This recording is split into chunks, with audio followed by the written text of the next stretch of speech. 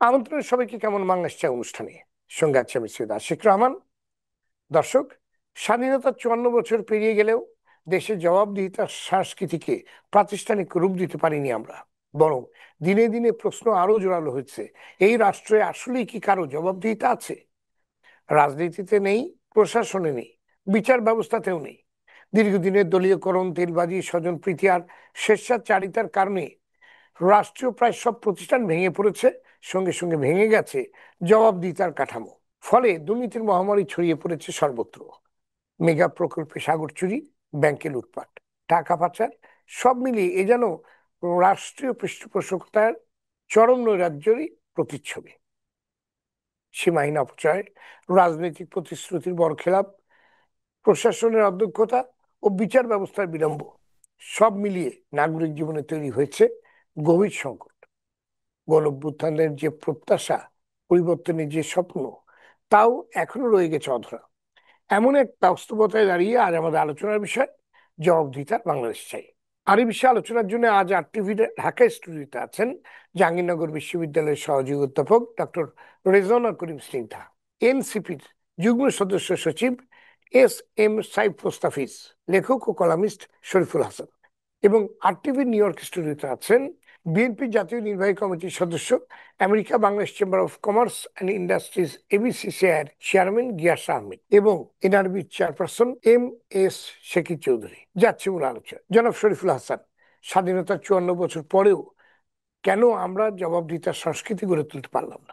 সমস্যা কোথায় বলে আপনি মনে করেন? আপনি যদি বলেন যে সেই আইয়ুব খানের আমল থেকে এখন আজকে পর্যন্ত সবসময় যারা ক্ষমতায় গিয়েছে তারা শুধু উন্নয়নের গল্প দেখেছে, তারা দেশটাকে সবাই ফুলিয়ে পাপিয়ে বলেছে তারা অনেক ভালো করেছে, তারা দেশটাকে সিঙ্গাপুর থাইল্যান্ড বানিয়ে ফেলেছে, কিন্তু সাধারণ মানুষের যে মর্যাদা, নাগরিক বোধ, দেখেন আপনি রাস্তায় চলতে চলতে হঠাৎ করে মেট্রো রেলিং বেয়ারিং পড়ে এসে আপনি মারা যাবেন, ম্যানহোলের মধ্যে পড়ে আপনি মারা যাবেন, আপনি কখনো ক্রস ফায়ার মারা যাবেন, কখনো গুমে মারা যাবেন, কখনো মবে মারা যাবেন, সড়ক দুর্ঘটনা তো আছেই।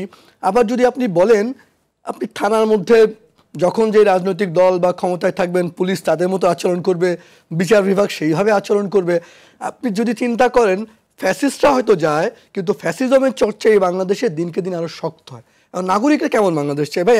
আমি খুব সিম্পল, আমি চাই এমন একটা বাংলাদেশ যেখানে একজন সাধারণ ছাত্র তার বিশ্ববিদ্যালয়ে পড়ে যে চাকরির নিয়োগ পরীক্ষাটা দিবে সেখানে তার রাজনৈতিক দলের কারণে তাকে পুলিশ ভেরিফিকেশনে তার বাবা বা চাচা কোনো বিএনপি করতো না, জামাত করতো না, এখন আওয়ামী লীগ করে, সেই কারণে তাকে আপনি পুলিশ ভেরিফিকেশনে বাদ দেবেন। আপনি দেখেন আওয়ামী লীগের আমলে আমি যদি বলি যে এই কোটা আন্দোলন করে এত কিছু হলো, আওয়ামী লীগ আমলে 28 থেকে আরম্ভ করে আপনার 42তম বিসিএস পর্যন্ত আপনি অসংখ্য ছেলেমেয়েকে প্রতি বিসিএসে বাদ দিয়েছেন, তারা সবাই যোগদান করলো এই সরকার আমলে, এবং তারপর ঠিক উল্টো চিত্র হয়ে গেল। এখন আপনি কখনো মাইনরিটি, কখনো সেই ভিন্ন ধর্মের কারণে আবার আপনি একই চর্চা করছেন। নিয়োগ ব্যবস্থা পিএসসি নিয়ে যে সংকট ছিল সেই সংকট এখনো আছে। আদালতে আপনি আগেও যেই দলীয়করণ দেখাচ্ছেন এখনও সেই দলীয়করণ দেখছেন। পুলিশ আওয়ামী লীগ যখন ক্ষমতায় তারা আওয়ামী লীগ বাদে আর সবার অপরাধ দেখতে পেত, এখনও ঠিক উল্টো। এই যে সাধারণ আপনি যে কথাটা বলছেন, এই দেশের প্রত্যেকটা প্রতিষ্ঠান ধ্বংস হতে হতে এমন হয়ে গেছে, সাধারণ মানুষ কী চায়, কেমন বাংলাদেশ চাই? ভাই আমি এমন একটা বাংলাদেশ চাই, আমি যেই দলের লোকটাই হোক না কেন তিনি আদালতে গেলে ন্যায় বিচার পাবেন। পুলিশ, যে কথাটা বারবার বলছি, পুলিশ তার দলীয় পরিচয়ের কারণে তাকে ধরবে না। এবং আমরা কে কার বিরুদ্ধে যুদ্ধ করছি আমি জানি না, এদেশে যে রাজনৈতিক দল করুক না কেন আপনি কাকে কে খুন করছেন, এবং তুচ্ছ কারণে আপনি দেখবেন এক বিশ্ববিদ্যালয় আরেক বিশ্ববিদ্যালয়ে আগুন দিচ্ছে, এক কলেজ আরেক কলেজের সাইনবোর্ড খুলে নিয়ে আসছে। এই যে মব ভায়োলেন্সের যে সংস্কৃতিগত, মানে আপনি এই যে আজকে যে বাংলাদেশটা জায়গায় পৌঁছালো, আপনি যে কোনো নাগরিককে যদি জিজ্ঞাসা করেন, আপনি মুক্তিযুদ্ধ বলেন, 90 বলেন, 24 বলেন, প্রতিবার বাংলাদেশের মানুষ একটা আশা হত হয়, আশাটা তার শেষ পর্যন্ত হতাশায় পরিণত হয়। কেন হয়? কারণ সেই বাংলাদেশ চাওয়ার জন্য যে মানুষগুলো শপথ করেন, শপথের যদি দেখবেন আপনি আমাদের সংবিধানের শপথে বলা আছে ক্ষমতায় গিয়ে আমি কারো প্রতি আনুগত্য দেখাবো না, কারোর প্রতি বিরূপ আচরণ দেখাবো না। কিন্তু আপনি দেখেন ক্ষমতায় গিয়ে আমাদের প্রধানমন্ত্রী তিনি বলেন বিরোধী দলের নেতাকে কখনো কখনো মরে মরে। আবার আপনি এখন এসে ক্ষমতায় দেখেন আপনি কারোর প্রতি বিরূপ আচরণ দেখবেন। এদেশের চেয়ার একটা অদ্ভুত জাদু আছে, চেয়ার একই ধরনের ফ্যাসিস্টের মতো আচরণ করে, এবং সাধারণ মানুষের যে দুর্ভোগ, সেই দুর্ভোগের এতটুকু কোনো পরিবর্তন হয় না। যারা ক্ষমতায় থাকে তারা ভাবে আমরা দেশ অনেক কিছু করে ফেলেছে, কিন্তু দুর্নীতি, লুটপাট, এই অনুষ্ঠানে অসংখ্যবার বিভিন্ন আওয়ামী লীগ আমলে বলেছি, এখনো বলি, ভাই আমি চাই এমন একটা বাংলাদেশ, একটা আবারও বলি সাধারণ মানুষ সে একটু ভালো থাকবে। তারা রাষ্ট্রের কাছ থেকে আমেরিকা ইউরোপের মতন এটা একটা খুব কল্যাণমূলক রাষ্ট্র হবে, রাষ্ট্র অনেক কিছু হবে, এই দেশের মানুষ চায় না। কিন্তু সেইটুকু চায় যে সে একটা চাকরির পরীক্ষা দিয়ে নিয়োগটা স্বাভাবিকভাবে হবে, পুলিশ তাকে ধরবে না, অত্যাচার করবে না। আপনি যদি দেখেন কখনো ক্রসফায়ার, কখনো ডিজিটাল সিকিউরিটি মামলা, আর এখন হয়েছে কি আপনি যে কোনো একটা কিছু হলে খুনের মামলা, হত্যা মামলা। এই যে চর্চা, যে একটা সুন্দর বাংলাদেশ গড়ার থেকে আমার তো মনে হয় আগানোর চেয়ে আমরা দিনকে দিন যে পিছিয়েছি, যে হতাশার গল্পের দিকে যাচ্ছি, এখন তো মনে হয় যে আমি জানি না সামনে আমাদের আরও কতটা হতাশা আছে। এবং নির্বাচন, এবং শেষ করে এই কথাটা বলে দেখেন একটা দেশ কী করে গণতান্ত্রিক পথে আগায়, যে প্রতি 5 বছর পর পর আপনার একটা নির্বাচন হতে হবে, একটা গ্রহণযোগ্য নির্বাচন, এবং সেজন্য যে নির্বাচন প্রতিষ্ঠানগুলো দরকার শক্তিশালী করে আমাদের সেটা করতে পারে। এই দেশের নির্বাচন কমিশন থেকে শুরু করে আদালত, পুলিশ, প্রাতিষ্ঠানিক কাঠামোগুলো আপনি দেখেন সরকার যেভাবে চায় ঠিক সেভাবেই হবে। আপনি যদি দেখেন যে দেশে যারা ক্ষমতায় যায় তারা কোনো না মনে হয় ক্ষমতায় চেয়ারে বসলে উপরওয়ালা বোধহয় তাদের বোধ, বুদ্ধি, বিবেক বোধ এগুলো মনে অটোমেটিকলি নিয়ে যায়। এটা বোধহয় লেখা আছে যে বাংলাদেশের কোনো চেয়ারে পদে বসলে তার বোধটা নিয়ে ফেলতে হবে। এটা ভীষণ দুর্ভাগ্যজনক, দুঃখজনক, এবং আমাদেরকে সবসময় একই কথাগুলোই বলতে হয়। ধন্যবাদ আপনাকে জনাব সাইদ মোস্তাফি। জবাবদিহিতামূলক একটু রাষ্ট্র কাঠামো গড়ে তুলতে না পারার পেছনে রাজনৈতিক নেতৃত্বের দায় কতখানি বলে আপনি মনে করেন? ধন্যবাদ আপনাকে, আমার বিজ্ঞ সমালোচক এবং যারা দেখছেন তাদেরকে শুভেচ্ছা জানাচ্ছি। দেখুন, একটি রাষ্ট্র ব্যবস্থায় যে উপাদানগুলো আসলে যুক্ত থাকে রাষ্ট্র কাঠামোটি গঠন করতে, চালনা করার জন্য, সেক্ষেত্রে অবশ্যই রাজনৈতিক দলের একটি বড় ভূমিকা সবসময় ছিল।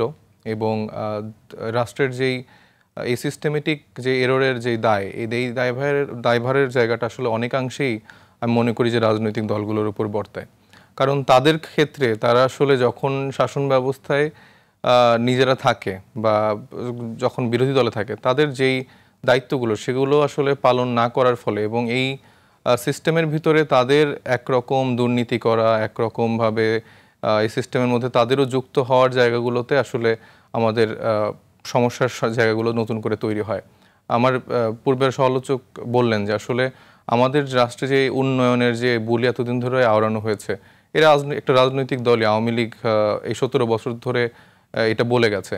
বিভিন্ন রকম মেট্রো রেল, তারপরে পদ্মা সেতু বা আরও অনেক রকম উন্নয়নের কথা তারা দেখেছে। কিন্তু এটা কি আসলে টেকসই উন্নয়ন কিনা, এই উন্নয়নের পেছনের খরচ, যেই নির্মাণ ব্যয়, সেই জায়গাটুকু আসলে কি আমরা চিন্তা করে দেখেছি কিনা?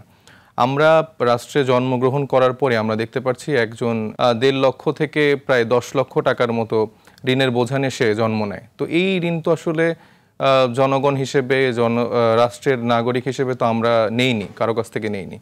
এবং এত বেশি অর্থের বিনিময়ে যেই উন্নয়নগুলো হচ্ছে সেগুলো কি আসলে টেকসই হচ্ছে কিনা? আমি তো রাস্তা দিয়ে যাওয়ার সময় অ্যাজ এ সাধারণ জনগণ আমি তো এখন নিরাপদ বোধ করি না। আমি উত্তরায় দিয়ে যাওয়ার সময় আমার গাড়ির উপরে গার্ডার পরে আমি মারা যাচ্ছি। আমি রাস্তা দিয়ে যাওয়ার সময়, মেট্রো রেলের নিচ দিয়ে যাওয়ার সময় আমি আতঙ্কে থাকছি কখন কি পরে আমি মারা যাই কিনা। বা আমি এখন কোনো ব্রিজে বা আমি এক্সপ্রেসওয়েতে ওঠার সময়ও কিন্তু আমি ভয় পাচ্ছি।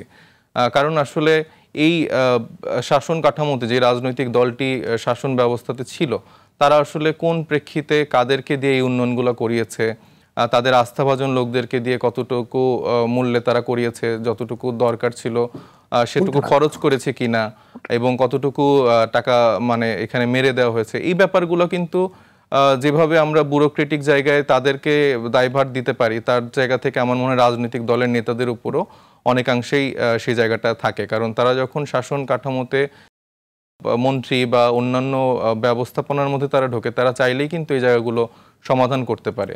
সেরকমটি আমরা গত 17 বছর ধরে দেখেছি, তার আগের সময়ও দেখেছি, এবং বর্তমানে যে 1.5 বছর ধরে ইন্ট্রিম গভর্নমেন্ট দায়িত্ব পালন করছে সেখানেও কিন্তু আমরা দেখতে পাচ্ছি। কোনো সরকারি অফিসের জন্য আমি যদি ময়লার ঝুড়ি কেনার বরাদ্দ নিই, সেটা সচিবালয়ে প্রায় 7-8টা ধাপে আসলে আপনাকে সে অর্থ বরাদ্দের জায়গাটা নিশ্চিত করবে।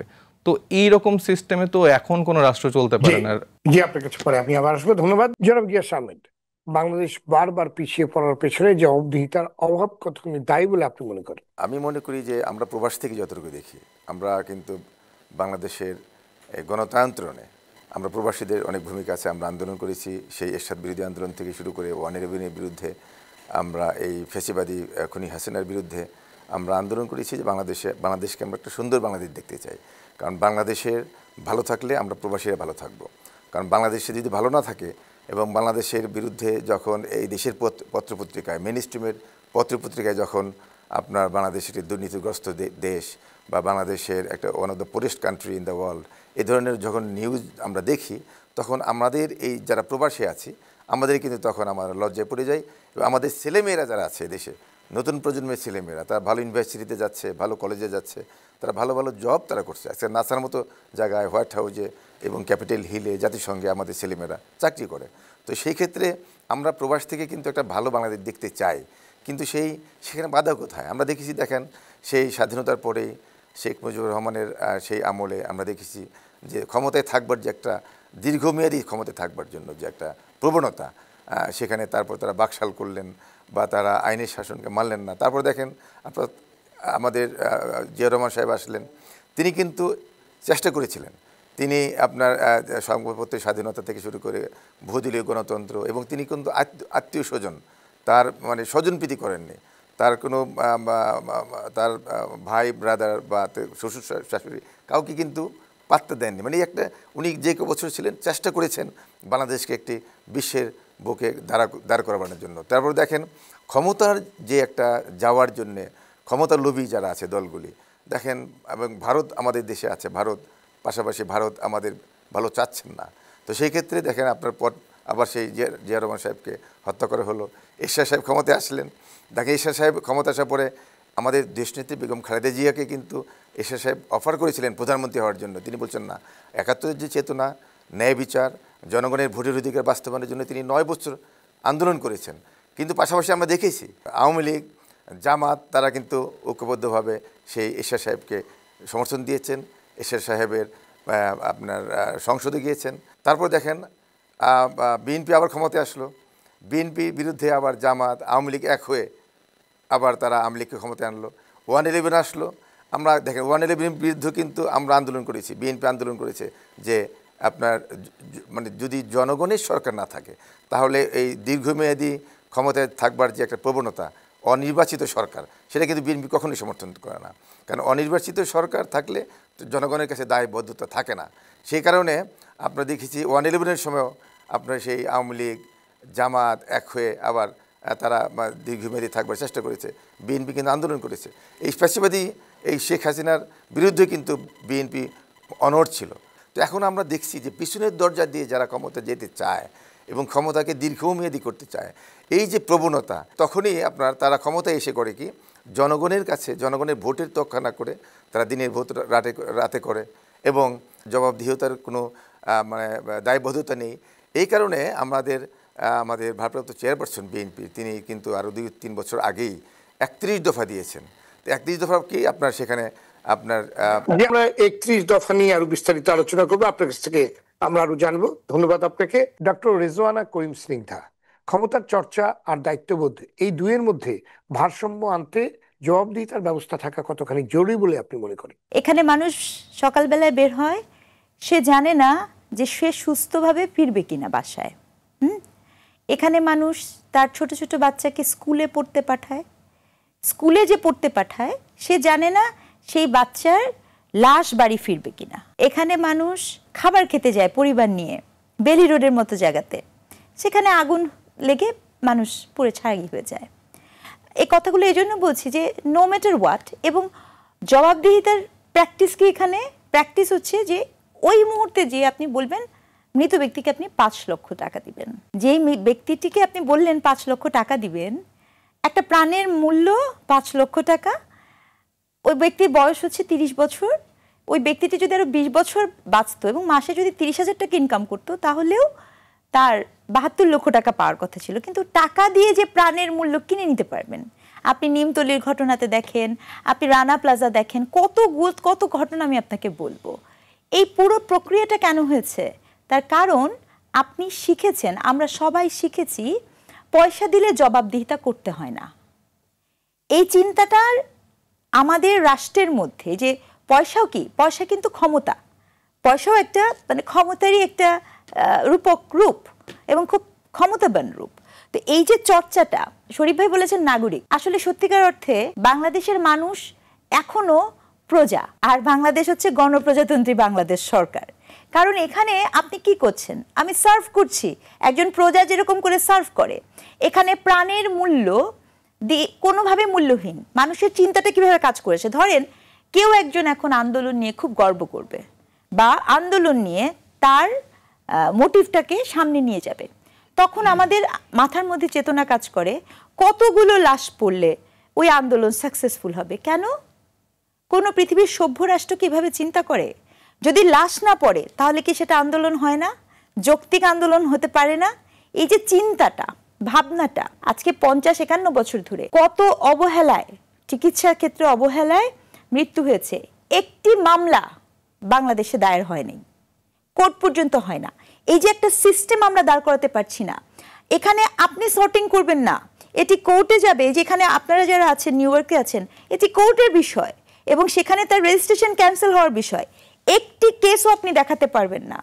তাহলে জবাবদিহিতা শুধুমাত্র রাষ্ট্র ক্ষমতার কথা আমি বলছি না, ব্যক্তি থেকে ব্যক্তিতে, প্রতিষ্ঠান থেকে প্রতিষ্ঠানে। আপনি রানা প্লাজার কথা বলেন, আপনি নিমতলির কথা বলেন, কে কবে কখন জবাবদিহিতা করেছে?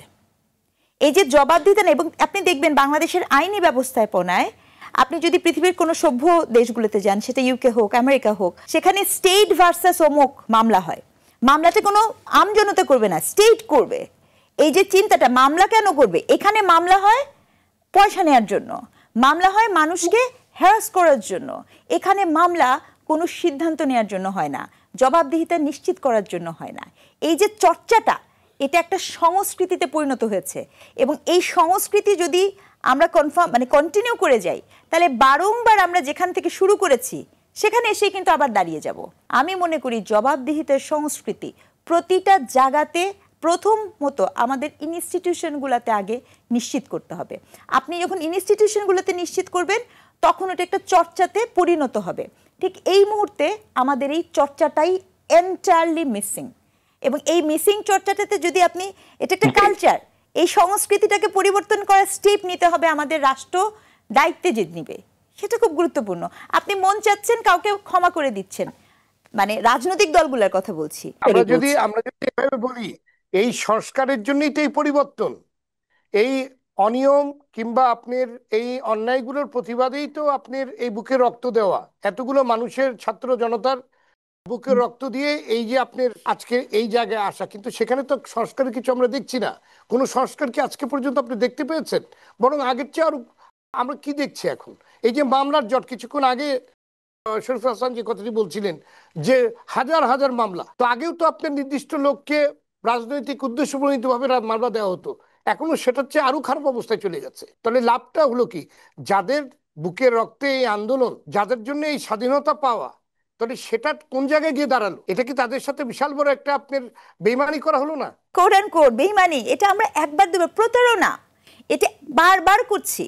আপনি রাষ্ট্রের যে মামলার কথা বলছেন, এই রাষ্ট্রে তো আমি আপনাকে বললাম, এই রাষ্ট্রে মামলা সমস্যার সমাধান করার জন্য, ন্যায্যতা জাহির করার জন্য হয় না। এ রাষ্ট্রে মামলা হয় আপনাকে হ্যারাস করার জন্য, আপনার কাছ থেকে অর্থ আত্মসাৎ করার জন্য, আপনার কাছ থেকে এক ধরনের প্রতিশোধ পরায়ণতাকে নিশ্চিত করার জন্য এ রাষ্ট্রে মামলা হয়।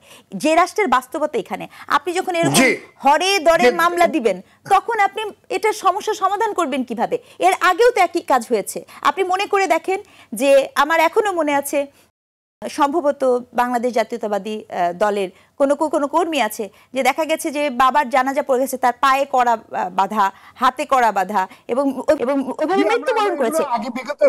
আমরা আগেও দেখেছি, এখন আরো খারাপ ভাবে দেখতে পাচ্ছি। আপনার কাছে পরে আমি আবার জনাব শরীফুল হাসান, বিচার ব্যবস্থায় বিলম্ব, রাজনৈতিক প্রভাব ও বিচারহীনতা, এগুলোর দায় কার? রাষ্ট্রীয় প্রতিষ্ঠানগুলোর মেরামত কিভাবে করা যেতে পারে? নাসিব ভাই, আপনার মনে থাকার কথা, আওয়ামী লীগের ক্ষমতার সময় এরকম একটা অনুষ্ঠানে আপনার দুদকের আইনজীবী আপনার এই লাইভ অনুষ্ঠানে ছিল। আমি তাকে প্রশ্ন করেছিলাম যে আপনারা ক্ষমতা থাকা অবস্থা আপনারা কি আওয়ামী লীগের দুর্নীতি অমুক দেখতে পান? এই যে হাজার কোটি টাকা লুটপাট হয়ে যায়, দেশ থেকে টাকা পাচার হয়ে যায়, আপনারা কি একটাও চিঠি দিয়েছিলেন? আপনি এখন আবার ঠিক একইভাবে দেখেন, এখন আপনি আওয়ামী লীগের নেতাকর্মীদের শত শত হাজার কোটি টাকা দুর্নীতি বের হচ্ছেন। এখন তারা আবার ক্ষমতা যারা আছে, বর্তমান রাজনৈতিক দল বা ক্ষমতা, তাদের দুর্নীতি দেখতে পায় না। কখনো কখনো যদি তখন তারা ক্ষমতা না থাকে তখন আপনি দেখবেন যে এই যে এখন যারা ক্ষমতায় আছে তাদের কত ধরনের দুর্নীতি অনিয়মের চিত্র আপনি পাবেন। দেখেন, আপনি সংবিধান বারবার সংস্কার করে আপনি জুলাই সনদ এরকম একবার না, আপনি 100 সনদ দিয়েও আপনি দেশের কোনো পরিবর্তন হবে না যদি আপনি প্রাতিষ্ঠানিক কাঠামোটা ঠিক না করেন। দেখেন, আপনি কি করা উচিত ছিল? আপনি তো দেখেছেন যে পুলিশকে দলীয় কাজে ব্যবহার করলে কি ক্ষতি হয়। বিএনপির তো জানার কথা যে র্যাব বানালে কি হয়, আপনার তো জানার কথা যে আপনি বিচার বিভাগকে দলীয়করণ করলে কি হয়। আপনারা তো সব দেখলেন, আপনি জুলাইয়ে দেখলেন যে আপনি যত শক্তিশালী হন না কেন, আপনি রাজনীতি, আদালত, পুলিশ সব একাকার করলে কি হয়। এতটুকু শিক্ষা কি হয়েছে? আপনি তো আবার আমরা দেখলাম 5ই আগস্টের পর সেই আদালত সেই একইভাবে দলীয়করণ। আগে আওয়ামী লীগের লোকজন হলে তারা সব ছাড় পেয়ে যেত, এখন বিএনপি, জামাত, এনসিপি হলে তারা ছাড় পেয়ে যায়, মানে ক্ষমতাসীনদের আশেপাশে থাকলে তারা ছাড় পেয়ে যায়। পুলিশ আগে বাড়ি বাড়ি গিয়ে বিএনপি জামাতের লোকজনকে ধরতো, এখন উল্টো চিত্রটা করে। আগে বিএনপির লোকজন হাতে ডান্ডা বাড়ি পড়তো, এখন আমরা হাসপাতালে দেখি মুক্তিযোদ্ধা বা সাধারণ মানুষ মরে। আমাদের সংকটটা কি? যখন আলোচনা করেন না, ওই প্রত্যেকে তার রাজনৈতিক টার্মটাকে নিয়ে আসে। 17 বছর, তার আগের 5 বছর, তার আগের কেউ দেখতে পান না। কিন্তু এই দেশে যারা রাজনৈতিক নেতাকর্মী তাদের ভয়ঙ্কর, তারা অন্ধ আনুগত্য দেখায়, তাদের দলীয় নেতাদের প্রতি ভয়ঙ্কর অন্ধ আনুগত্য দেখায়। যারা আওয়ামী লীগ করেন তারা শেখ হাসিনার কোনো দুর্নীতি নিয়ম দেখেন না, যারা বিএনপি জামাত করেন তারা খালেদা জিয়া বা তারেক রহমানের কোনো উন্নতি দেখেন না। কেন ভাই? এদেশে কি 21 আগস্টের গ্রেনেড হামলা হয়নি? এদেশে কি বিএনপি আমলে মানুষ মারা যায়নি? আওয়ামী লীগ আমলে ক্রসফায়ার হয়নি? অতীত হয়নি? আপনাকে যখন আপনি আলোচনা করবেন, আপনি 54 বছরের প্রতিটা সংকট আপনি দেখেন। এদেশে কবে কোন আমলে নাগরিকের স্বাস্থ্যসেবা পেয়েছে? এদেশে 54 বছরে কবে আপনি সাধারণ একজন মানুষ ভূমি সেবা গেলে দুর্ভোগ ছাড়া পেয়েছে? এদেশের একজন পুলিশ তার পোশাকটা খুলে থানায় মামলা করতে যাক, এদের একজন বিচারক তার বিচারক পরিচয় ভুলে আদালতে যাক, আপনি যে কোনোভাবে গেলে আপনি বুঝতে পারবেন কি আছেন। তাই আপনি 54 বছরের সাধারণ নাগরিকের কোন সংকটের সমাধানটা হয়েছে? আপনি রাস্তায় নামতে গেলে আপনি ইট পড়ে মারা যাবেন ফ্লাইওভার থেকে, আপনি খেতে গেলে রেস্টুরেন্টে আপনি কাবাব হয়ে যাবেন, আপনি ফ্লাইওভারের নিচে দিয়ে গেলে আপনি মারা যাবেন। এবং প্রতিবারে কী হবে? একটা তদন্ত কমিটি হবে। আপনি পৃথিবীর সভ্য দেশে এই যে মাইলস্টোনে এতগুলো ছেলেমেয়ে মারা গেল, দায় কার? ট্রটাইন। আপনি রাষ্ট্রের অবহেলায় যে মৃত্যুটায় আপনি দেশের রাজুক, কেউ বলুক যে রাজুকের ঘুষ ছাড়া আগে ঘুষ লাগতো বিল্ডিং অনুমতি নিতে, এখন কি লাগে না? তিতাস, ওয়াসা, বিদ্যুৎ অফিস, থানা, পুলিশ, কোন প্রতিষ্ঠানটা ঠিক হয়ে গেছে? এই দেশে যারা মন্ত্রী, প্রতিমন্ত্রী বা উপদেষ্টা হন, যারা সচিব হন, যারা বিশ্ববিদ্যালয়ের ভাইস চ্যান্সেলর হন, থানার ওসি হন, সিভিল সার্জন, আপনি নিয়ম করেন যে আপনি এসব পদে আসলে প্রথম শর্ত আপনার বাংলাদেশ বাদে আপনার অন্য কোনো পাসপোর্ট থাকতে পারবে না, আপনার সন্তান আপনার বিদেশে পড়তে পারবে না, আপনাকে সরকারি হাসপাতালে যেতে হবে, আপনাকে সরকারি সেবা নিতে হবে। আপনি এই দেশের সমস্ত সচিব আপনাদের নিয়ম করেন যে তারা কালকে থেকে পাবলিক বাসে চড়ে অফিসে যাবে। আপনি দেখেন পাবলিক বাসের সিস্টেম ভালো হয় কিনা। আপনি নিয়ম করে দেন সরকারি কর্মকর্তাদের সরকারি হাসপাতালে সেবা নিতে হবে। আপনি দেখেন তো সরকারি হাসপাতালের সেবার মান ভালো হয় কিনা। আপনি দেশের একজন ডাক্তারের বসার জায়গা নেই আর কেউ একজন জয়েন করে গাড়ি পায়, কেউ একজন 20-25 বছরের শিক্ষকদের পদোন্নতি হয় না, কেউ জয়েন করার পরে এই যে প্রতি পদে, আমি আবারও মনে করি যেটা ছিল একটা বৈষম্য বিরোধী আন্দোলন। সেই বৈষম্যের কোন জায়গাটাতে বৈষম্যটা দূর হয়েছে? আপনি আদালতে, আমি আবারও বলছি, আপনি কোনো একটা ঘটনায় সাধারণ মামলা শুরু হয় কিন্তু হত্যা মামলা, আপনি হাস্যকর, আপনি প্রধান বিচারপতি হত্যা করেছে, সাংবাদিকরা হত্যা করেছে, আপনি মামলা শুরু করেন হত্যা দিয়ে। এবং কি এদেশের মামলার বিচার কারো অপরাধ করে যে আপনি বিচার করবেন সেইটা না। আপনি বিচার মানে কি তাকে আপনি বড় বছর জেল রাখেন, মানে তার কোনো জামিন নাই, কোনো কিছু নাই। আপনি আদালত ব্যবস্থা বিচারকদের সাথে কথা বলেন, পুলিশের সাথে কথা বলেন, যেই বিচারকটা সৎ, যেই পুলিশ কর্মকর্তারা সৎ, প্রশাসনের যে কর্মকর্তারা সৎ, তার জীবনটা কিন্তু রীতিমতো যুদ্ধ। আপনি রাতারাতি যে লোকদের দুর্নীতি, আপনি বলেন আপনি সিভিল সার্ভিসে জয়েন করার পর আপনার পরিচয় থাকে আপনি আওয়ামী লীগ করেছেন, ছাত্রলীগ করেছেন, আপনার প্রমোশন পদোন্নতি ভালো বুঝছি, এখন আপনি বিএনপি জামাত করেছেন, কেন রে ভাই? আপনি সিভিল সার্ভিসে জয়েন করার পর আপনার তো পরিচয় থাকবে হচ্ছে আপনার কাজ, যোগ্যতা, মেধা। তো কোন আগে এই কাজগুলো হয়েছে? হিন্দুকে জিজ্ঞেস করেন সে বাংলাদেশে কেমন আছে, একজন পাহাড়ের মানুষকে জিজ্ঞেস করেন বাংলাদেশে কেমন আছে, একজন আপনি নারীকে জিজ্ঞেস করেন কেমন আছে। এবং এই যে বাংলাদেশের মানুষ, আপনি দেখেন, আমি মনে করাই দিই, সারা পৃথিবীর মধ্যে যেই দেশগুলোর মানুষ এখন সাগর পাড়ি দিয়ে ইউরোপে ঢোকার চেষ্টা করছে, বাংলাদেশ সেই তালিকার মধ্যে সারা পৃথিবীর মধ্যে প্রথম। সেই সাগর পাড়ি দিয়ে লিবিয়া ইউরোপ ঢোকার চেষ্টা করছে। মানুষ যে কোনো মূল্যে দেশ ছাড়তে চাইছে, কেন? কারণ সে এই দেশের মধ্যে কোনো ভবিষ্যৎ দেখে না। আপনি এই যে আমাদের লোক বিদেশ চলে যেতে চায়, এটা শুধু অর্থনৈতিক কারণ না। আপনি সে মনে করে এই দেশের মধ্যে সুশাসন নাই, সে মনে করে এই দেশের প্রাতিষ্ঠানিক কাঠামো নাই, সে আওয়ামী লীগ আমলে মনে করতে আমার লেখার কারণে আমাকে ধরে নিয়ে যাবে, ক্রস ফায়ার করবে, গুম করবে। এখন আপনি সেই মবের ভয়, আপনি কোন জায়গায় আইনের শাসনটা প্রতিষ্ঠা করতে চেয়েছেন? এটা খুব কঠিন কাজ না। আমি এত সংস্কার না করে যদি শুধু একটি করি যে আমার আদালত আপনি যেই দলের হন, আপনি যাই হন না কেন, আদালত ন্যায় বিচার করবে। আপনি শুধুমাত্র এইটুকু নিশ্চিত করেন, এটুকু নিশ্চিত করার জন্য আপনাকে কিছু করতে হবে না। রাষ্ট্র শুধু হস্তক্ষেপ করবে না আদালতে, আপনি পুলিশকে ওইটুকু স্বাধীনতা দেন, ভাই তুমি অপরাধীকে ধরো, নিরপরাধকে ধরো না। নিরপরাধকে ধরলে এখানে তো হাজার হাজার হত্যা মামলা, সেগুলোর কোনো জামিন হচ্ছে না। কত বয়স্ক লোক, কত বৃদ্ধ মানুষ আপনার জেলের ভিতর মারা যাচ্ছে। 14 বছরের ছেলের ডিজিটাল সিকিউরিটি অ্যাক্টে মামলা হয়েছে। এখন আবার আপনি গণহত্যা মামলা হয়েছে, 75-80 বছরের বৃদ্ধ থেকে আরম্ভ করে সবাই শত শত হাজার হাজার লাখ লাখ মানুষ খুনের মামলা করেছে। যে রাষ্ট্রে আপনি দেখেন পৃথিবীতে কি টিকে, আমি বলি যে এই দেশের একটা রাষ্ট্র টিকে হচ্ছে আপনার বেসিক দুইটা জিনিস দিয়ে, সেটা কি একটা রকম সন্ত্রাস, সেটা তো রাষ্ট্র সন্ত্রাস করছে। আর এই দেশে সারা জীবনে সবসময় এই যে আন্দোলন, এই যে বুকের রক্ত, আপনার ছাত্র জনতার যে বুকের রক্ত আপনার ঝরলো, তারা যে তাদের আত্মদান করলো, কিসের জন্য দিল সেটা? সেই ব্রিটিশ বিরোধী আন্দোলন বলেন, ভাষা আন্দোলন বলেন, 52 বলেন, 69 বলেন, এদেশে রক্ত দিয়েছে সাধারণ মানুষ। সাধারণ, আপনি জুলাই আগস্টের কথা বলেছেন, মারা গেছে কারা? আমার ঢাকা বিশ্ববিদ্যালয়ের তো একটা ছাত্র মারা যায়নি, মারা গেছে দিন মজুর, মারা গেছে সাধারণ ছাত্র। ও কি চেয়েছিল? ওর যে বাংলাদেশ মুক্তিযুদ্ধ বলেন, 90 বলেন, কি বাংলাদেশটা পেয়েছে? একদল লোক আপনার রাতারাতি কোটিপতি হয়ে গেছে। আগে একদল দুর্নীতি করতো, এখন আরেক দল দুর্নীতি করতো। আগে এই দলের লোকজন থানার ওসি হয়েছে, সমস্ত কিছু করবে, এখন এই দলের লোক। এই রাষ্ট্রে সাধারণ মানুষের যে চাওয়া খুব বেশি। আমি এই রাষ্ট্রে আমি চাই না যে রাষ্ট্র আমার আয় করে দেবে, রাষ্ট্র আমাকে করে দেবে, সেটুকু আমি চাই না রে ভাই। আমি চাই ঘর থেকে বেরোয় আমি ঘরে নিরাপদে ফিরতে পারি। আমি চাই ভাই পুলিশ যাকে তাকে আপনাকে ধরে নিয়ে যাবে না। আপনি এই রাষ্ট্র যদি মনে করে রাস্তা থেকে ধরে গিয়ে তাকে আপনি বানিয়ে দিয়েছেন সন্ত্রাসী, কখনো আওয়ামী লীগের, কখনো বিএনপির। থানা পুলিশ আগে রাত জেগে ধরেছে অমুক দলের লোককে, এখন আপনি তার কাজ করেছেন। বিচারকরা আগে বিএনপি জামাতকে জামিন দেয়নি, এখন আওয়ামী লীগকে জামিন দেন। ভীষণ নির্লজ্জ এই দেশের ক্ষমতার চেয়ারে যারা বসেন, তারা ভীষণ নির্লজ্জ, ভীষণ বোধহীন। এই বোধহীন বলেই তারা বোঝে না আগের অন্যায়টা কি আছে, তারা বোঝে না এই চেয়ারে তারা আজীবন থাকবে না। ওই আইয়ুব খান বলেন, ওই শেখ হাসিনা বলেন, ওই এরশাদ বলেন, যারা ক্ষমতায় ছিল তারা বোঝে না যে আমি ক্ষমতায় গিয়ে ভাই আমি আইনি শাসনটা প্রতিষ্ঠা করি, ভাই আমি আদালতটা ঠিক করে দিই। আপনি পুলিশের স্বাধীনতা কে কি দিয়েছে? আজকে থেকে 18 বছর আগে আমরা জানি ইউএনডিপির যে পুলিশ সংস্কার কমিশন, যে আপনি পুলিশকে রাজনৈতিক কাজে ব্যবহার করেন না। রাজনৈতিক নেতা কর্মীরা যারা এখানে বসেন, আওয়ামী লীগের আমলে তারা আওয়ামী লীগের সাফাই গান, বিএনপি আমলে তারা বিএনপির সাফাই গান। বিএনপি আমলে যে সাধারণ মানুষ মরে এটা তারা দেখে না, আওয়ামী লীগ আমলে আওয়ামী লীগের সাধারণ মানুষ মরে এটা তারা দেখে না। তারা ঘুরে ফিরে তাদের টার্মটাকে ফেরেস্তার মতো টার্ম বানিয়ে ফেলেন, আর বাকি টার্মটাকে জাহান্নামটা বানিয়ে ফেলেন। এদেশে 54 বছর সব সময় সাধারণ নাগরিকের জন্য জাহান্নাম ছিল। আপনি ক্ষমতা আছে, আপনি গাড়ি চাপা দিয়ে সাধারণ মানুষ করেন এবং ধর্ষণ করেন, নিপীড়ন করেন, আপনাকে কেউ ধরতে পারবে না, কারণ আপনার পাশে কখনো আওয়ামী লীগ, কখনো বিএনপি, কখনো অন্য রাজনৈতিক দল বা ক্ষমতাশালীর ট্যাগ আছে। আর যে সাধারণ মানুষ, তার আপনি 50 টাকা 60 টাকা না দেওয়ার কারণে আপনি তাকে গলায় বা হাতে দড়ি বেঁধে আপনি নিতে পারবেন। এই দেশটা চালায় কারা? চলে $30 বিলিয়ন পাঠায় আমার প্রবাসীরা। আপনি বলেন তার বিদেশ যাওয়ার খরচ কি কমেছে? তার মানবিক মর্যাদাটা কি এতটুকু বেড়েছে? কৃষক কি তার ফসলের ন্যায্য দাম পায়? গার্মেন্টস শ্রমিকের কি এতটুকু মর্যাদা পায়? যে লোকটা রিক্সা চালায় তার কি অবস্থা উন্নতি হয়? উন্নতি তো হয়েছে, আপনি ওই আমলাদের আগেরও হয়েছে, এখনো হয়েছে, রাজনীতিবিদদের এখনো হয়েছে, তখনও হয়েছে।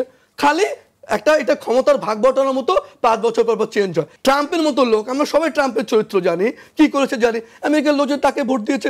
জনগণ যদি মনে করে আমি পিএইচডি পাওয়া ডক্টর কামালকে ভোট না দিয়ে 5ম শ্রেণী পাশ করা কাউকে ভোট দিব, জনগণের সে রাইট আছে, আপনি এই ভোটে দেন। আপনি কিছু কথার নাম করে জনগণ বলেন, জনগণ এই চায়, জনগণ সংস্কার চায়। আপনি জনগণের মতামত নিয়েছেন? আপনি কখনো গণভোট করতে চান? বা এই দেশে গণভোটের নামে কি হয়েছে? এই দেশে যতগুলো গণভোট হয়েছে, 98% ভোট, 94% ভোট, কি হয়েছে সব হ্যাঁ না ভোট দিয়ে? ভাই আপনি এটা গ্রহণ কিচ্ছু না করে আপনি এমন করেন। এবং আপনি কি দেখেছেন? আপনি এখন দেখেন হচ্ছে প্রহসন নির্বাচন। কেন আপনি 15 ফেব্রুয়ারি নির্বাচন দেখেন নাই? আপনি সিএসি আজিজ দেখেন নাই? আপনারা জনাব সাইফ মোস্তাফিজ, গণঅভ্যুত্থানের মধ্য দিয়ে ভেঙে পড়া রাষ্ট্র ব্যবস্থার সংস্কার করে জবাবদিহিতার সংস্কৃতি ফিরিয়ে আনার যে বিপুল সুযোগ এবং সম্ভাবনা তৈরি হয়েছিল, তা কতখানি কাজে লাগানো হয়েছে? তবে যে জুলাই সনদ নিয়ে আমাদের ঐক্যমত্য কমিশন যে খসড়াটি প্রধান উপদেষ্টার কাছে দিয়েছেন, সেখানটার আলোকে যদি আমি মনে করি যে প্রথম যে ড্রাফট কপিটা আছে সেটা যদি আসলে বাস্তবায়ন হয় এবং এটার যদি আইনি ভিত্তিটা সেভাবে আনা সম্ভব হয়, তাহলে আমরা অনেক কিছুই আসলে পরিবর্তন দেখতে পাবো। তবে এই সময়টার মধ্যে আরও কিছু দৃশ্যমান সংস্কার বা পরিবর্তন আসলে বাংলাদেশের মানুষের জায়গা থেকে জন আকাঙ্ক্ষা ছিল যে আসলে তারা দেখবে। পুলিশ প্রশাসন থেকে শুরু করে মিডিয়া প্রশাসন, মিডিয়া সংস্কারের জায়গা, এবং ইচ অ্যান্ড এভরি সেক্টরে যেগুলো আসলে করতে খুব বেশি আসলে বেগ পেতে হতো না, আসলে সদিচ্ছাটা থাকলেই হতো। আর সেটা আমরা দেখেছি যে সরকারের জায়গা থেকে আসলে করা হয়নি। আবার এক্ষেত্রে পুরোপুরি যে আবার উপদেষ্টা মণ্ডলী যারা আছেন সবাইকে দোষারোপ করার সুযোগটাও কম, কারণ আপনি জানেন যে আসলে এই 17 বছর ধরে আসলে যেইভাবে সবাই ফ্যাসিলিটেট হয়ে আছে সিস্টেমের ভেতরে, তারা তো সবাইকে রাতারাতি তো পরিবর্তন করার সুযোগ হয়নি, এবং তাদের দায়বদ্ধতা, তাদের সদিচ্ছা, এই জায়গাগুলো অনেকাংশে নির্ভর করেছে। আমার একটা ইনসিডেন্ট আমি বলতে চাই যে যখন অভ্যুত্থানের পরে দুর্গাপূজা, শারদীয় দুর্গোৎসব যে হলো, সেই সময় আমাদের এন্ড থেকে আসলে আমরা গভর্নমেন্টের কাছে আমরা বলেছিলাম যে আমাদের একজন আইটি স্পেশালিস্ট ছিলেন, তো সেই জায়গা থেকে ওনারা হচ্ছে যে একটা অ্যাপ বানিয়ে দিয়েছিলেন যেখানে আসলে সার্বক্ষণিক সব পূজা মণ্ডপগুলা মনিটরিং করা সম্ভব, এবং ওইখানে কোনো রকম ইনসিডেন্ট হলে সেটা তাৎক্ষণিক ওই অ্যাপের মাধ্যমে জানা সম্ভব। তো আমরা কিন্তু গভর্নমেন্টের কাছে সেটা মানে জানিয়েছিলাম, এবং সচিবালয়ে সংশ্লিষ্ট মন্ত্রণালয়ের যে সচিব ছিলেন তার কাছেও জানিয়েছিলাম, কিন্তু তিনি বলেছিলেন যে না, এখন এই সময় এটা সম্ভব না, যেখানে আসলে আমরা সব কিছু রেডি করে দিয়েছিলাম, কারণ আমরা তখন জানতাম যে এই সময়টায় এই আমাদের যারা ভাইরা আছেন বা বোনেরা আছেন, সেই তাদের উৎসবের মধ্যে দিয়ে আবার কোনো রকম দুর্ঘটনা ঘটানোর সুযোগ থাকতে পারে। তা আমরা নিজে থেকে তৈরি করে দিলাম, কিন্তু তারা কিন্তু দেখা গেছে সেটি গ্রহণও করেনি, এবং সেটা এক্সিকিউট করতেও সমস্যা। সেই সংশ্লিষ্ট উপদেষ্টা তাকে রিকোয়েস্ট করার পরে দেখা গেছে যে তিনি সেটা সার্কুলেট করেননি।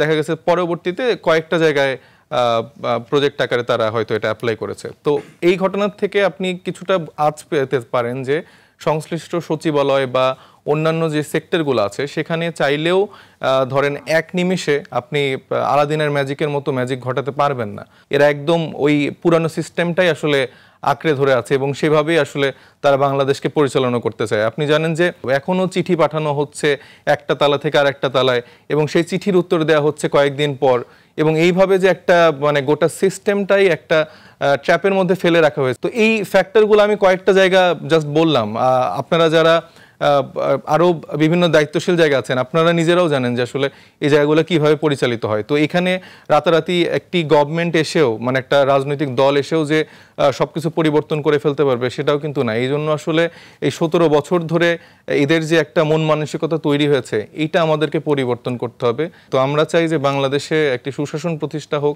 যেখানে সরকার প্রতিষ্ঠানগুলোর দায়বদ্ধতা জনগণের প্রতি থাকুক, এবং আমরা আসলে আপা যেটা বললো যে মানে প্রজা না, আমরা জনতাকে আসলে আমাদের রাষ্ট্রের সব থেকে বড় ক্ষমতার জায়গায় দেখতে চাই।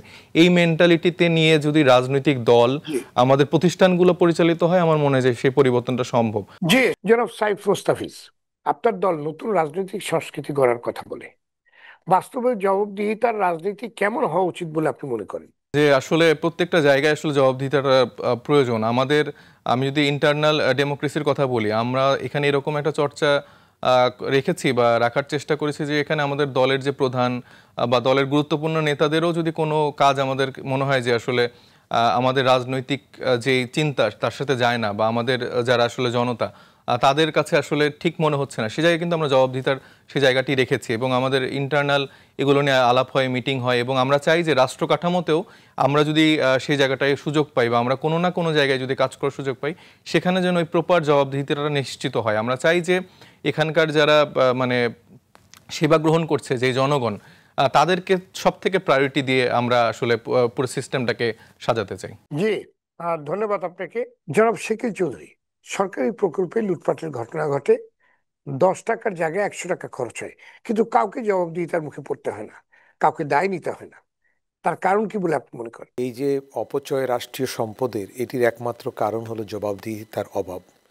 যাদের কাছে দায়িত্বগুলো দেয়া আছে, 10 টাকার জিনিস 100 টাকায় কিনবেন না 10 টাকার জিনিস 9 টাকায় কেনার চেষ্টা করবেন, তাদের সেই প্রয়াসটি দেখিনি। তাদেরকে প্রভাবিত করা হয়েছে যাতে মূল্য বৃদ্ধি করে ব্যক্তিগতভাবে সুবিধাগুলো নিতে পারেন কতিপয় লোক। এগুলো কিন্তু নানান রকমের ক্ষমতা প্রশ্রয় হয়েছে। আমরা মনে করি এই প্রশ্রয়গুলো যতক্ষণ থাকবে ততক্ষণ পর্যন্ত রাজনীতিবিদরা সুবিধা পাবেন, ক্ষমতাশীলরা সুবিধা পাবেন, রাষ্ট্র ক্ষতিগ্রস্ত হবে, জনগণ ক্ষতিগ্রস্ত হবে, এবং মূল্য বৃদ্ধির যে প্রবণতা সেটা এখান থেকেই কিন্তু তৈরি হচ্ছে। হাজার হাজার কোটি টাকা পাচারের যে গল্প এখন বের হয়ে আসছে, দেশে দেশে যে শত শত বাড়িঘর কেনার খবর যেগুলো বেরিয়ে আসছে, সেগুলো কিন্তু এই অতিমূল্যায়িত অর্থের বাড়তি সুবিধা যারা গ্রহণ করেছেন তারা, এখান থেকে তাদেরকে কিন্তু চিহ্নিত করবার সুযোগ ছিল। এই উদ্যোগটিকেও লিমিটেডভাবে বাংলাদেশ ব্যাংকের তরফে চলছে আমরা জানি, রাষ্ট্রীয়ভাবে এখনও ব্যাপক এটি হয়নি, যে কারণে এখানেও জবাবদিহিতার অভাব এবং রাষ্ট্রীয় সম্পদ অপচয়, লোট এগুলো করবার প্রবণতা, এটাই একমাত্র জবাবদিহিতার অভাব। শাস্ত্র বলে যেখানে জবাবদিহিতা নাই সেখানে গণতন্ত্র থাকবে না, সেখানে শৃঙ্খলা থাকবে না, মানুষের অধিকার নিশ্চিত থাকবে না, সাধারণ মানুষের চাহিদা এখানে সম্পন্ন হবে না। সুতরাং একজন সাধারণ মানুষের চাহিদা হলো আমি খেয়ে পরে বেঁচে থাকবো আর আমার নিরাপত্তা থাকবে। কিন্তু এইটি কিন্তু লুণ্ঠিত হচ্ছে যখন অপচয় প্রশ্রয় দিচ্ছি রাজনৈতিকভাবে, ব্যক্তিগতভাবে এবং যারা এই কাজটি করছেন প্রাতিষ্ঠানিকভাবে, প্রতিষ্ঠানগুলোকে দায়মুক্তি দেওয়া হয়েছে। যথেচ্ছ কাজ তারা করেছেন আর সুবিধা মতো পারপাস সার্ভ করেছেন। এটির কারণে কিন্তু রাষ্ট্রীয় কাঠামো নষ্ট হয়েছে, এটির কারণেই কিন্তু 24 আসতে হয়েছে। আরও ভবিষ্যতে 24 আসবে যদি এই অবস্থা থেকে আমরা পিছনে ফিরে না যাই। আমরা এখনও দেখতে পাচ্ছি যত আলোচনা হচ্ছে সাধারণ মানুষের উপস্থিতিটা কোথায়, সাধারণ মানুষের ভয়েসটা কোথায়। সব রাজনৈতিক নেতৃবৃন্দই কিন্তু কথা বলছেন, উই রেসপেক্ট দেম। আমরা চাই তাদের আলোচনার মধ্যে সার্বজনীনভাবে সাধারণ মানুষের চিন্তা আসুক। আমরা কিন্তু সেটির অনুপস্থিতি লক্ষ্য করছি। যিনি আলোচনা করছেন তিনি কিন্তু বিচার মানেন, কিন্তু যাওয়ার সময় বলে যান তাল গাছটা কিন্তু আমার, এই তাল গাছ আমার না হলে কিন্তু আমি বিচার মানব না। এই যে প্রবণতা, এখান থেকে বেরোতে হবে। সবার জন্য গ্রহণযোগ্য ব্যবস্থাপনা নিশ্চিত করবার আলোচনা, ব্যবস্থাপনা রাষ্ট্রীয় কাঠামোতে যতদিন না আসবে জবাবদিহিতা ততদিন পর্যন্ত নিশ্চিত হবে না। জি, ধন্যবাদ আপনাকে। জনাব গিয়াস আহমেদ, প্রবাসী বিনিয়োগ আকর্ষণের জন্য স্বচ্ছতা এবং জবাবদিহিতা কতখানি অপরিহার্য বলে আপনি মনে করেন? প্রবাসীদের এই রেমিটেন্সের মাধ্যমেই কিন্তু বাংলাদেশের বর্তমানে এই অর্থনৈতিক যে চাকা সেটা ঘুরছে। আপনার বিগত এই 15 বছরে যেভাবে প্রতি বছর 16 বিলিয়ন ডলার পাচার হয়েছে, সেটা যে একটা এই বাংলাদেশের যে অর্থনীতি অবস্থা যে খারাপ, আমাদের ডক্টর ইউনূস সাহেব আমেরিকাতে এসে বলেছেন যে, বাংলাদেশে বলেছেন যে এই প্রবাসীদের এই রেমিটেন্সের মাধ্যমে এখন বর্তমানে অর্থনৈতিক চাকাটা ঘুরছে। কিন্তু এখন সেই প্রবাসীদের কিভাবে আকৃষ্ট করা যায় সে ব্যাপারে কিন্তু আমাদের কতগুলি দাবি দেওয়া আছে। সেটা হলো যে আমাদের প্রবাসীরা যখন বাংলাদেশে যায়, বাংলাদেশে যাওয়ার পরে কিন্তু আমাদের প্রবাসীদের কোনো রকম সুযোগ সুবিধা নেই। জবাবদিহিতার জন্যে আমাদের ভারপ্রাপ্ত চেয়ারপারসন তারেক রহমান দীর্ঘদিন যেহেতু লন্ডনে ছিলেন এবং সে উপলব্ধি করতে পেরেছেন বিদেশের অভিজ্ঞতা থেকে যে তিনি সেই কারণে তিনি 31 দফা দিয়েছেন। 31 দফা নিয়ে আলোচনা হচ্ছে না, কিন্তু আপনি 31 দফা দেখেন, দেখবেন সেখানে জবাবদিহিতার জন্য কি কি আছে। সেখানে নির্বাচন কমিশন, মানে বিচার ব্যবস্থাকে স্বাধীন, আপনার সংবিধানের 70 অনুচ্ছেদকে পরিবর্তন সহ আপনার কিভাবে ন্যায় বিচার করা যায় 31 দফার মধ্যে আছে। সেটা নিয়ে আলোচনা করেন। এই সংস্কারের নামে যা হচ্ছে, এতগুলি সংস্কার হচ্ছে, কিন্তু আপনার আমলাতান্ত্রিক জটিলতা, যেগুলো অনেকে বলছেন, আমলাতান্ত্রিক জটিলতা নিয়ে কোনো সংস্কার নেই। আপনার এই সংস্কারগুলি বাস্তবায়ন করবে কারা?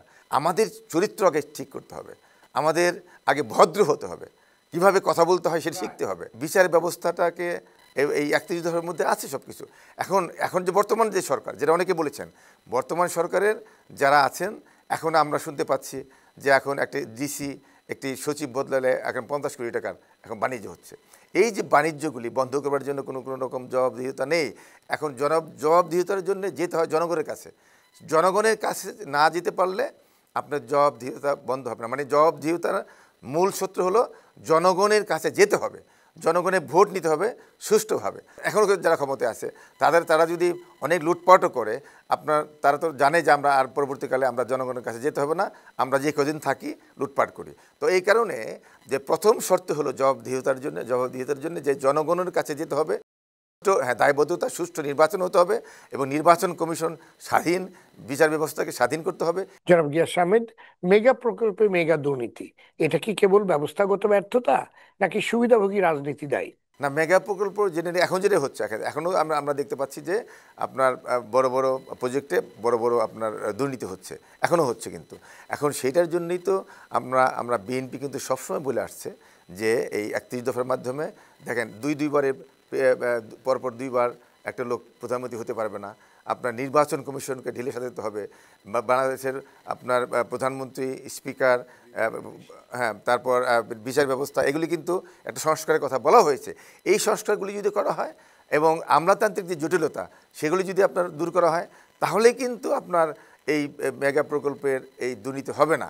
এবং দুর্নীতি হওয়ার পরে আমি একটা দেখেন, এই দেশে যখন এফবিআই আছে, এফবিআই এর কথা শুনলে কিন্তু আমরা ভয় পাই, সকলে ভয় পাই যে এখানে এফবিআই আসছে, এখানে ন্যায়বিচার হবে, কারণ বের করে নিয়ে আসবে। আচ্ছা, এবং এখানে দুর্নীতি রাইট, দুর্নীতি করার সুযোগ নেই। আপনার র্যাবটা যখন গঠন করা হলো, র্যাব কিন্তু বিএনপি যখন গঠন করেছিল, আমরা বাংলাদেশের জনগণ র্যাব আসলে ভয় পেত, আরে সব না র্যাব আসছে মানে এখানে কোনো, এবং অনেকে সাহসও পেত, কারণ এখানে 2 নম্বর হবে না। কিন্তু এই র্যাবটাকে যখন দলীয়করণ করা হলো আওয়ামী লীগ, তখন আজকে র্যাবের বদনাম হয়ে যাচ্ছে। বিএনপির আমলে কিন্তু র্যাবের বদনাম ছিল না। আমার কথা হলো যে, কনক্রিট কথা হলো যে বিগত দিনে যা হয়েছে সেটার আলোকে, সেই অভিজ্ঞতার আলোকে কিন্তু এখন সকলেই ঐক্যমতে পৌঁছতে পেরেছে, বা একটা ঐক্যমতে কমিশনের আলোচনা হচ্ছে, সংস্কারের আলোচনা হচ্ছে, 31 দফা নিয়ে আলোচনা হচ্ছে, এগুলি নিয়ে আলোচনা করেন। বিগত দিনে আমাদের অনেক ভুলভ্রান্তি ছিল, রাজনৈতিক দলগুলি ভুলভ্রান্তি ছিল, সাংবাদিকরাও ভুলভ্রান্তি করেছে, স্বেচ্ছায় তারা আপনার সেন্সরশিপ হয়েছে। এই কারণে এখন যে সুযোগটা এসেছে, এই সুযোগটা নিয়ে কথা বলেন, যে এই সুযোগটা যেন আমরা হাতছাড়া না হয়। এবং এই কারণে আমাদের আজকে ঐক্যমত্য কমিশন, এগুলি বাস্তবায়ন করতে পারলেই আমি মনে করি ভবিষ্যৎ বাংলাদেশে আমরা সুন্দর একটি বাংলাদেশ দেখতে পাবো। ধন্যবাদ আপনাকে ডক্টর রেজওয়ানা করিম স্নিগ্ধা। জবাবদিহিতার অভাব কি কেবল রাজনীতি ও প্রশাসনে সীমাবদ্ধ, নাকি সমাজ ও শিক্ষা ব্যবস্থাতেও এর শিকড় ছড়িয়ে পড়েছে? আমি যেটা মনে করি আসলে কি, আমি যখন এখানে বসে আছি, আমি কিন্তু বাংলাদেশ। আমরা যেখানে যাই পৃথিবীতে, যখন আপনি অন্য এই যে যারা গেস্ট ভাইরা আছেন আমেরিকাতে বসে, তাকে যখন মানুষজন দেখে, তিনিই কিন্তু বাংলাদেশ। তো এখানে যে সংকটটা তৈরি হয়েছে কি জানেন, সংকটটা হয়েছে আমরা মাঝে মাঝে একপাক্ষিক কিছু কথা বলি বটে। আমার কাছে যেটা মনে হয়, গবেষক হিসেবে আমি বলছি যে আমাদের নাগরিকদেরও কিন্তু অনেক অনেক ঘাটতি আছে। আমরা এমন একটা চক্রে, অস্কার লুইসের একটা কনসেপ্ট ছিল দারিদ্র্যের দুষ্টচক্র, আমরা এমন একটা চক্রে আটকে পড়েছি। এখানে দারিদ্র্যের দুষ্টচক্র না, এই যে জবাবদিহিতা, দুর্নীতির দুষ্টচক্র, এগুলো আমাদের সকলকে জেকে বসেছে। বাংলাদেশের রাজনৈতিক কর্মীরা কি করবে তারা, আমরা বলি, আমি একজন গবেষক হিসেবে যখন চিন্তা করি যে তাকে তো আপনি প্রসেসই করে আসছেন যে অমুকে ক্ষমতায় গেলে আমি যে চাঁদা তুলবো, এটাই আমার একমাত্র সোর্স অফ ইনকাম। আপনাকে একটা সিস্টেমে আনতে হবে। তো সে কি করবে?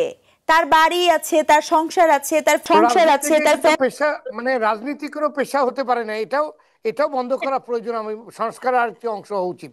রাজনীতি হলো সেবামূলক কাজ, এখানে এটাকে পেশা বানালেই তো পয়সা কামাই করার চেষ্টা করবে। কিন্তু এটা তো আপনার পেশা হিসেবে আপনি প্র্যাকটিসটা হচ্ছে, আমি সেটাই বলছি।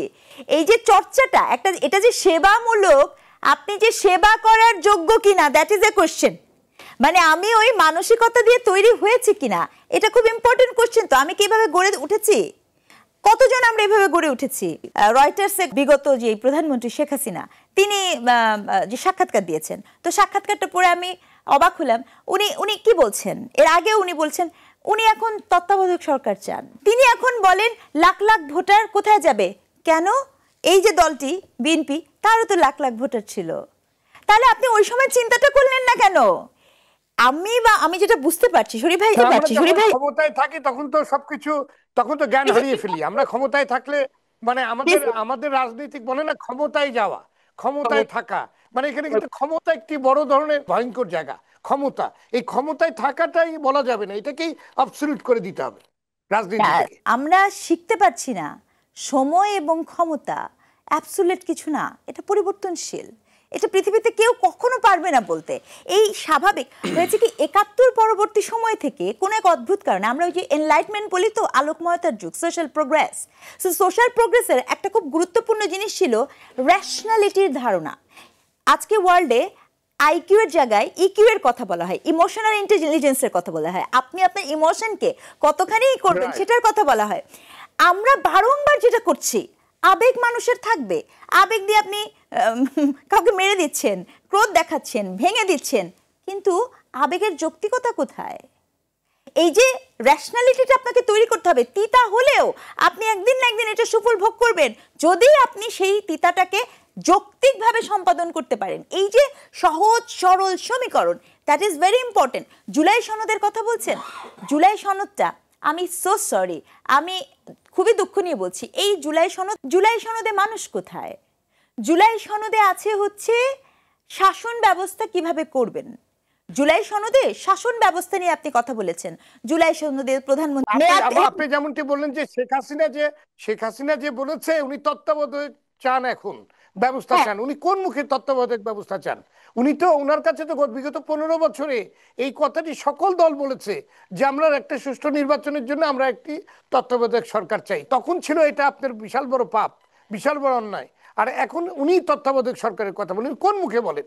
তো আমাদের তো সমস্যা হলো এইটা, আমরা যখন ক্ষমতায় থাকি তখন আমরা একভাবে চিন্তা করি, আর যখন টেবিলের ওপাশে চলে যাই তখন আমরা আবার সেটা চাই। এই জায়গাগুলোই তো সংস্কার, এই জায়গাগুলোই তো চেঞ্জ করার জন্য আজকে এত কিছু হচ্ছে। তো এই জায়গা থেকে বের হতে না পারলে এই বাংলাদেশ কোনোদিনই, আমরা যে বাংলাদেশ চাচ্ছি সে বাংলাদেশ মনে পাওয়া যাবে না। জি, ধন্যবাদ আপনাকে জনাব শাকিল চৌধুরী। প্রবাসীরা দেশের অর্থনীতির অন্যতম বড় চালিকা শক্তি, কিন্তু তাদের অভিযোগ তাদের পাঠানো রেমিটেন্সের যথাযথ ব্যবহারের ক্ষেত্রে কোনো জবাবদিহিতা নেই। আপনি বিষয়টিকে কিভাবে দেখছেন? জবাবদিহিতার ব্যবস্থা থাকা কতখানি জরুরি বলে আপনি মনে করেন? আপনি যদি বলেন যে অর্থনীতির যে লুটপাট এবং জবাবদিহিতার অভাব, সেটি কিন্তু তৈরি হয়েছে ব্যাংকিং ব্যবস্থা থেকে। যে ব্যাংকের চেয়ারম্যান এবং তার ছেলে বেশিরভাগ অর্থ পাচার করেছেন। যে ব্যবস্থাপনার বাংলাদেশ ব্যাংক তদারকি করবার কথা ছিল তারা তদারকি করে নাই, যথেচ্ছ সুবিধাবাদীদেরকে সুবিধা দিয়েছেন। ব্যাংকের ব্যাংকাররা, চেয়ারম্যানরা, এমডিরা এবং তাদের ছেলেমেয়েরা যেভাবে খুশি সেভাবে ব্যাংকটাকে ব্যক্তিগত প্রোপ্রাইটারশিপ ফার্মের মতো ব্যবহার করেছেন। এবং এটি যে এখনই শেষ হয়ে গেছে তা নয়, অনেক শুদ্ধি হয়েছে কি, কিন্তু এখনও অনেক চেয়ারম্যান এমডি বিদেশে বসে ব্যাংক চালান। আমি জানি না এটা কিভাবে সম্ভব। শুধু আপনি ব্যাংকের কথা বলছেন, প্রচুর গার্মেন্টস এর মালিক প্রচুর টাকা সরিয়ে দিয়ে তারা তাদের এক্সপোর্টের টাকাটা দেশে পর্যন্ত ফেরত দেয়নি। এর সাথে বাংলাদেশ ব্যাংক জড়িত।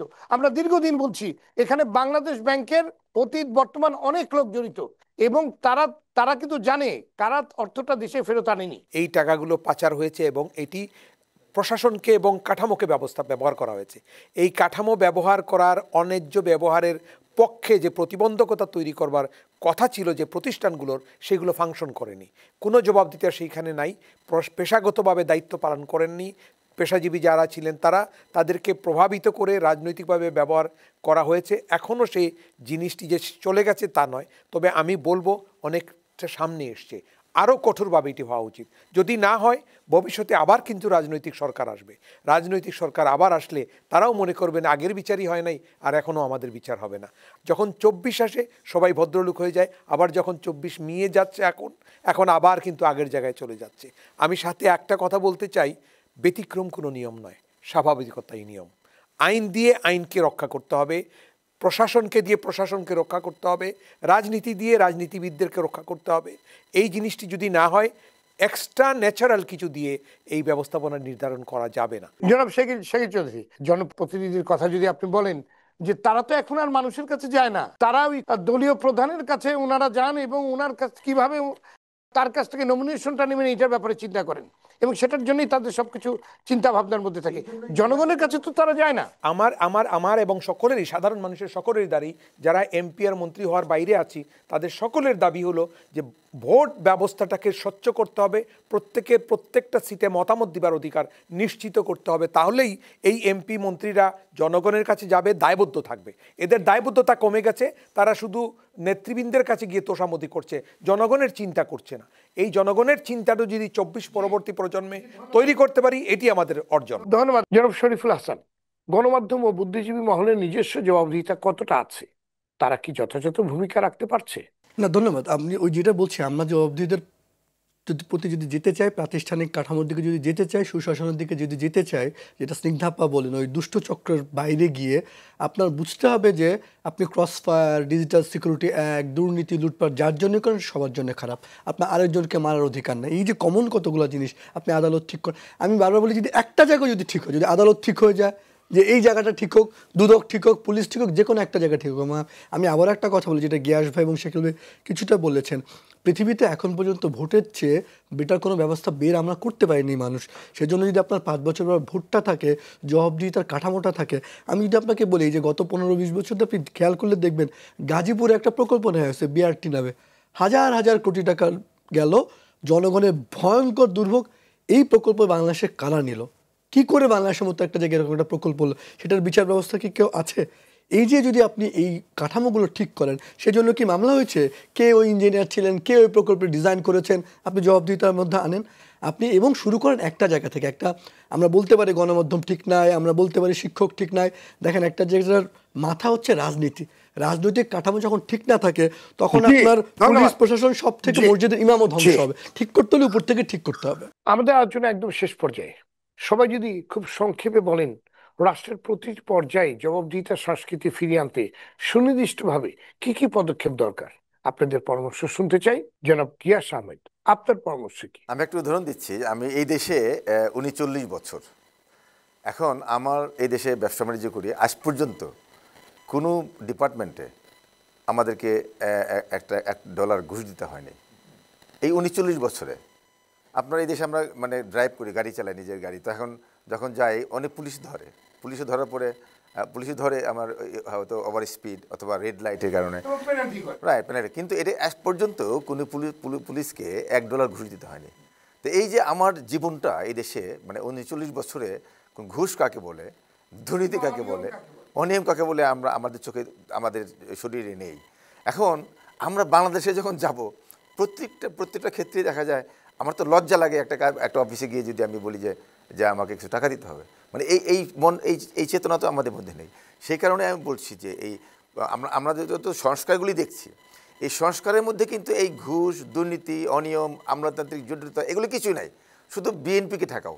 মানে আওয়ামী লীগের সময় দেখেছি যে দিনের ভোট রাতে করেছে কারণ বিএনপি মানে 200 আসন পাবে।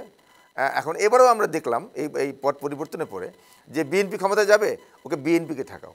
মানে এই যে একটা মানে রাজনৈতিকভাবে মানে আমরা দেখছি যে একটা যে নিজের স্বার্থে, দলীয় স্বার্থে আমরা আরেকটা দলকে আমরা ঠেকানোর চেষ্টা। যে আমি সংক্ষেপে একটি প্রশ্নের উত্তর চাই আপনার কাছে। বিএনপি যদি আগামী নির্বাচনে যদি জয়ী হয়, বিএনপি যদি রাষ্ট্র পরিচালনার ভার হাতে পায়, সেক্ষেত্রে বিএনপি কি প্রতিটা পর্যায়ে জবাবদিহিতার ব্যবস্থা করবে? যে 31 দফার মধ্যে আপনি যদি পড়েন, 31 দফার যেভাবে আছে ওটা যদি বাস্তবায়িত হয় তাহলে মানে আপনার অবশ্যই আপনার দুর্নীতি মানে থাকবে না, কমবে এবং জবাবদিহিত থাকবে। কারণ আপনার তারেক সাহেব আমার মতোই বিদেশে 17 বছর, উনিও দেখছেন ওখানকার যে ওখানে ঘুষ নেই, দুর্নীতি নেই বা যে একটা সুব্যবস্থা, রাইট, সেটা দেখেই কিন্তু তিনি 31 দফা দিয়েছেন। তো এই প্রবাসীদের যে অভিজ্ঞতাকে কাজে লাগানোর জন্য আমরা আমাদের শাকিল চৌধুরী ভাই বলেছেন, অনেকে বলছেন যে প্রবাসীদের একটা অংশগ্রহণ দরকার আছে। কারণ প্রবাসীদের অংশগ্রহণ করার জন্য আমরা কিন্তু দীর্ঘদিন আন্দোলন করে যাচ্ছি যে আমাদের 2 কোটি প্রবাসী আমরা আছি মানে বহির্বিশ্বে। আমরা 10% যদি আমাদেরকে কোটার মাধ্যমে প্রশাসনে, সংসদে যদি আমাদের নেওয়ার ব্যবস্থা করে, আমি বলতে আমাকে না, মানে প্রবাসীদের, তাহলে কিন্তু একটা ভারসাম্য হবে। কারণ আমাদের চোখ দিয়ে আমরা বাংলাদেশকে দেখব। বাংলাদেশের মানুষ কিন্তু এই অনিয়মের মধ্যেই বড় হচ্ছে, দুর্নীতির মধ্যে বড় হচ্ছে, তাদের চোখ দিয়ে এই সংস্কার বাস্তবায়িত হবে। ডক্টর রেজানুর করিম স্নিগ্ধা, আপনি কি পরামর্শ দেবেন? না, রাষ্ট্রকে প্রতিটি পর্যায়ে জবাবদিহিতা নিশ্চিত করার সবচেয়ে প্রথমতম হতে পারে আপনি একটি ছোট আইন দিয়ে শুরু করেন। আপনি যেমন বললেন, আপনি বিদেশে পার্কিং করলে, পার্কিং লটে একটা ভুল পার্কিং করলে আপনি পরবর্তী 3 সপ্তাহ পারবেন না আর পার্কিং করতে, অথবা আপনি একটা জরিমানা। কিন্তু এটা যে মনিটরিং, রাষ্ট্রীয় কোষাগার বৃদ্ধি পেতে থাকুক, যেন জরিমানা হলে আমি একটা ফোন করে ওটাকে ফিক্স অন না করতে পারি। এই চর্চাটুকু, এটা ছোট্ট একটা চর্চা, এই ছোট্ট একটা চর্চা একদম সকল জায়গা থেকে।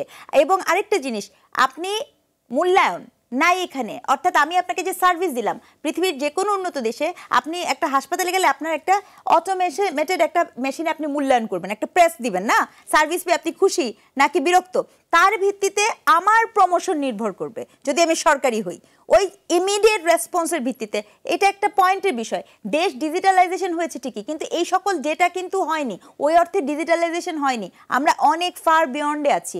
এবং সবচেয়ে গুরুত্বপূর্ণ, আপনি যদি নাগরিক পরিবর্তন না হয়, আমি শরীফ ভাইয়া থেকে এখানে উল্টা বলবো, নাগরিক যদি পরিবর্তন না হয় কোনোভাবেই সম্ভব না রাষ্ট্রের পরিবর্তন করা, নাগরিককে পরিবর্তন হতে হবে আগে। জনাব এস.এম. শাকিল চৌধুরী, জবাবদিহিতা ফিরিয়ে আনতে করণীয় কি?